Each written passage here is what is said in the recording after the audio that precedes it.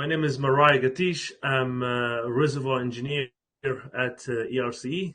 I come from Libyan background, so I moved here to the UK when I was 19, and I did my college A levels in Manchester, and then I moved to Aberdeen to do petroleum engineering.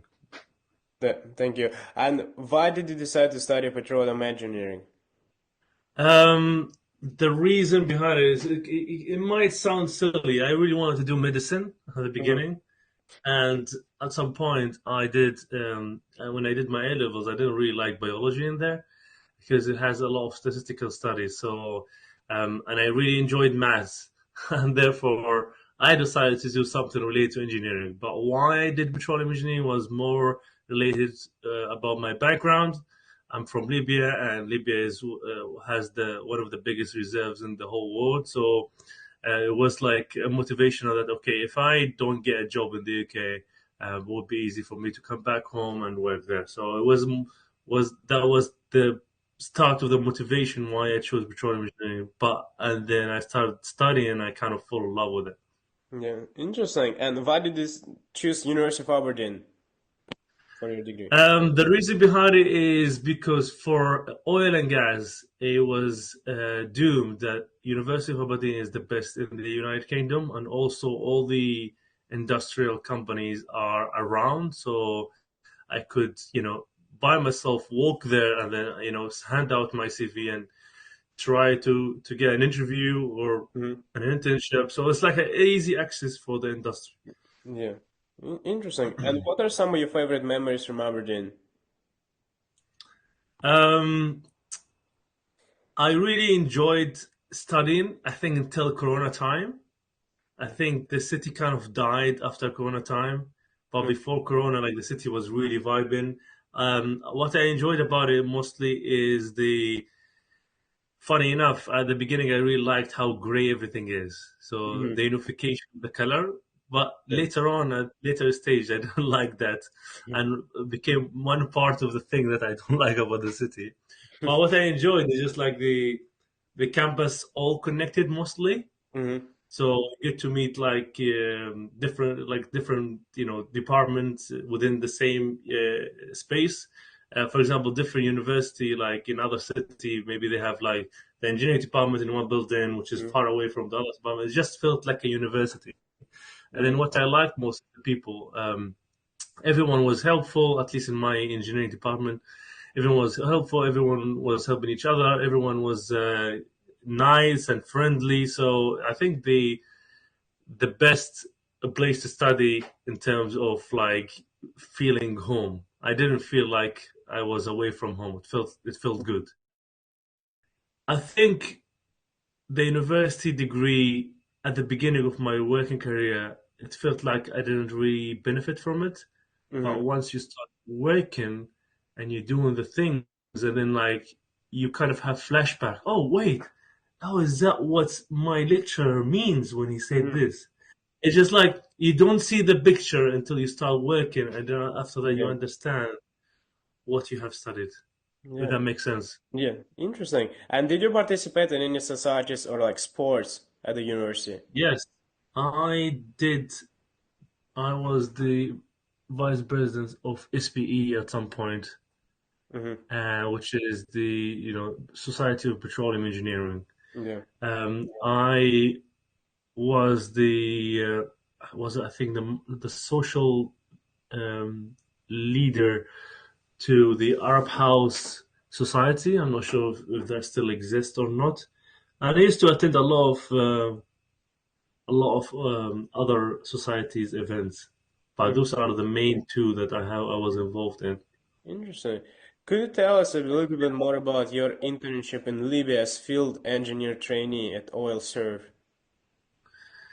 Yeah, so basically, I struggled to find an internship in the UK because the competition was really, really high and the spaces were very, very limited. So there were not many spaces because the industry was kind of in 2016, 17, 18, the industry was really dying,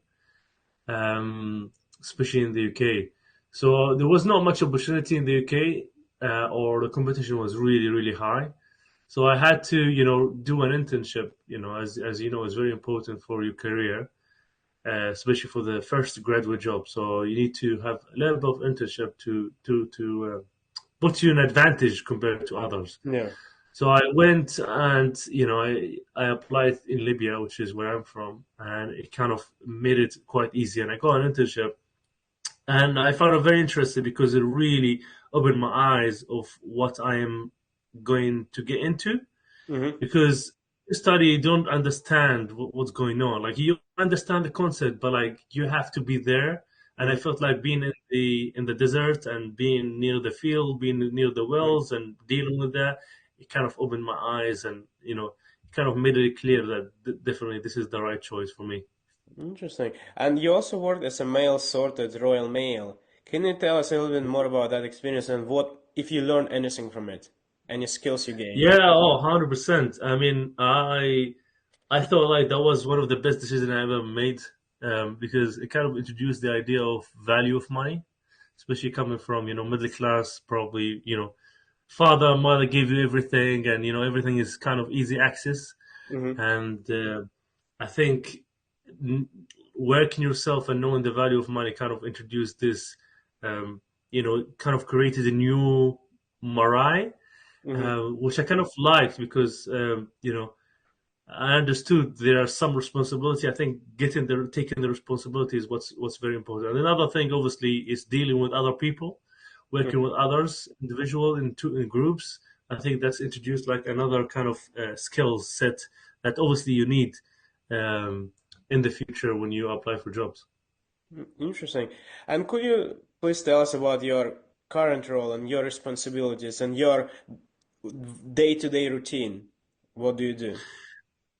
Yeah, so basically, as a reservoir engineer in a consultancy, not an operator, um, as a reservoir engineer, what you do for because we are auditors. So basically, let's just say um, you have an operator, let's just say Mm-hmm. BP Shell, and obviously they are listed in exchange, right? Let's just say London Exchange or New York Exchange.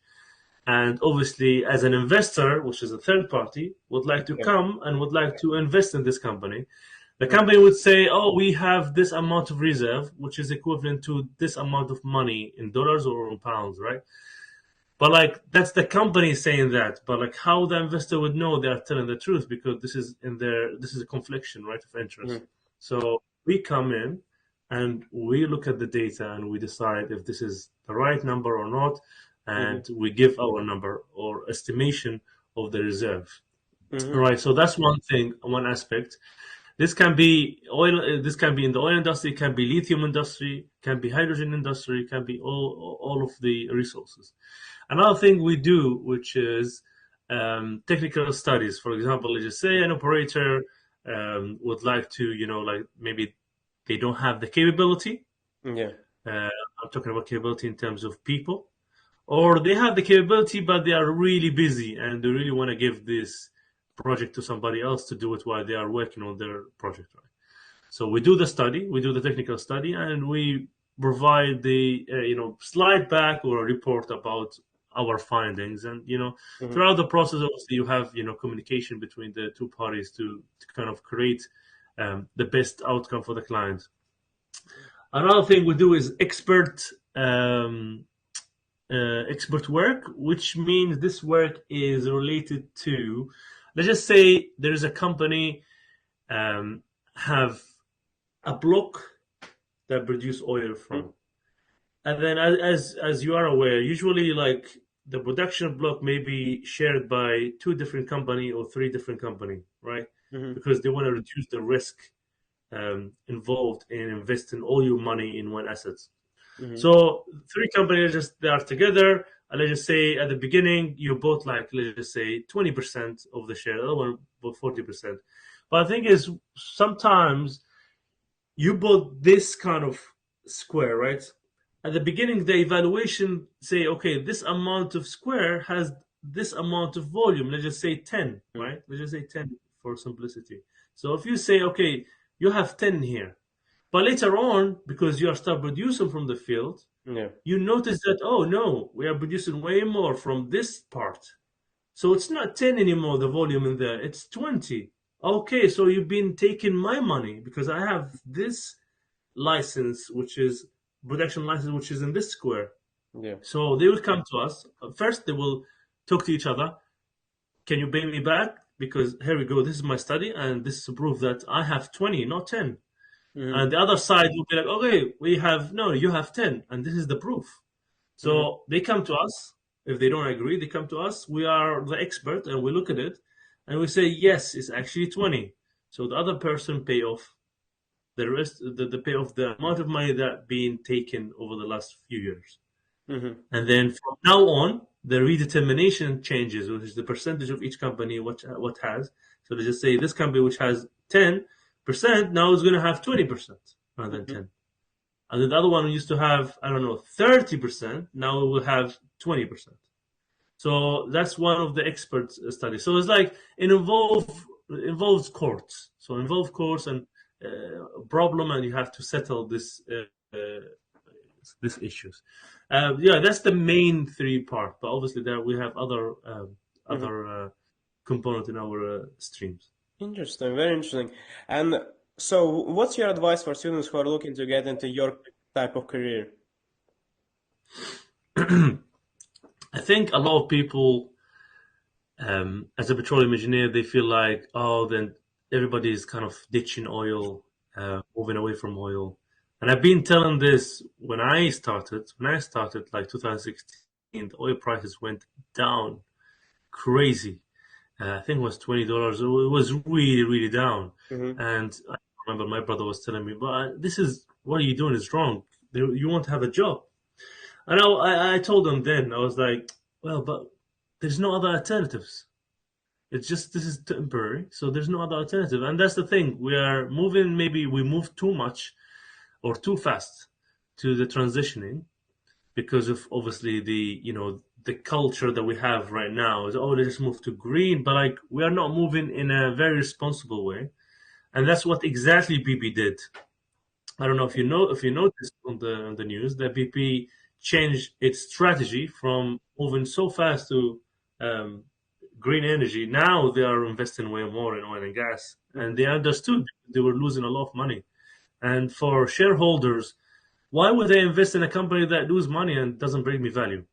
Mm-hmm. So, and I advise people still go and do petroleum engineering. I know there is a risk, and people talk about this risk, but you are still young.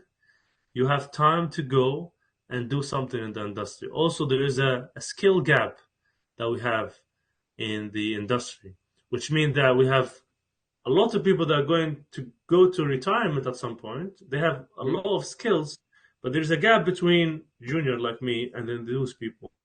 So we have this gap, and I feel like we need more people to fill this gap. So I think there is a future Mm-hmm. in the oil and gas industry, and yeah, you shouldn't be scared. I think it's a great profession, and I really like it, and I'm sure everyone who is interested in the oil and gas would enjoy it. Thank you. And are there any books or podcasts you would recommend?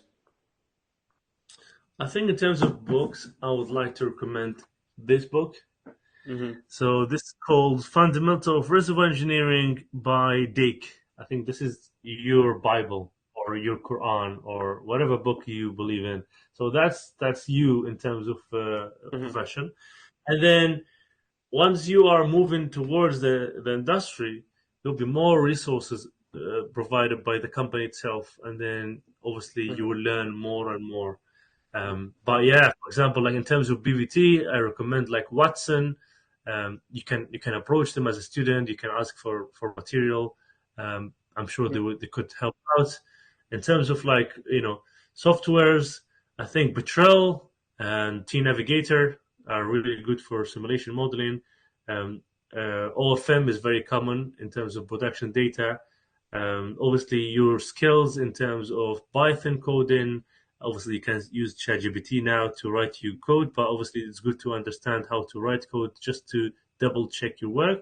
Yeah. Um, Obviously, Excel sheet skills is very important. Yeah, that's what you need in the industry. You just need to be open minded to learn, and then yeah, just the fundamentals. In terms of podcasts, I'm not aware that I'm not following anyone who's talking about. Interesting. And what's your advice for students how to utilize their like networking to benefit them? If you think it's Yeah, important. to be honest, yeah. Networking is very important, very, very important. I'm not sure I'm the best person to do that. I mean, I used to network a lot when I was a student, but when I started working, I just felt very comfortable where I am, and I'm not really networking that much. But it is very, very important because I'm sure a person with the same skill set that I have and networking more, you will have more opportunity where you get paid more, where Hmm. you not just get paid more, but you will learn more and you will move up the ranking very fast. Hmm. So networking is very, very important in our industry for sure. And two more questions. Lots of students are struggling with stress, whether because of academia or like personal things. What advice do you have for students to tackle stress, to deal with stress? Do what you like to do. And it may sound very simple and easy, but it's very effective. I like to go to the gym, release all my stress. So I think it's a personal thing. I think you need to find what you like. But I guess some people, for example, help me out. I'm a Muslim, so I do practice read Quran, and like I think being ritual with myself, it helps me to Hmm. reduce risk, and also looking at the people. I wouldn't say at the bottom, but like the people who are struggling in life. Let's just look at people who are in wars. Look at people who are um, struggling with putting food on the table, and then you kind of realize that you are very lucky that you are studying. And for me, it helped me out because I'm like, come on, why I'm stressed out of this? Some people don't even have food to eat. So I kind of um, look at it like, this is life. I gotta enjoy what I'm doing. I gotta live the Hmm. life. I'm very lucky to have this opportunity, and I am gonna utilize this opportunity. And obviously, that's in terms of spiritual, in terms of motivation, but in terms of like what you need to do, you just need to find something that you like. For Hmm. example, for me, I go to the gym, you do boxing, you go out and meet friends, you go clubbing in some people. So, in some cases, so it's up to you what exactly you like to do. It's just based on your belief and your understanding of yourself. That's a great advice. And the last question is, what advice would you give to your younger self? Or anything you would have done differently? Uh, what I would have done definitely, I think I would have studied more Hmm. and I would have networked more. And I think in terms of studying, I was just trying to study to pass the exam. I think I would have tried to study to learn rather than just passing the exam.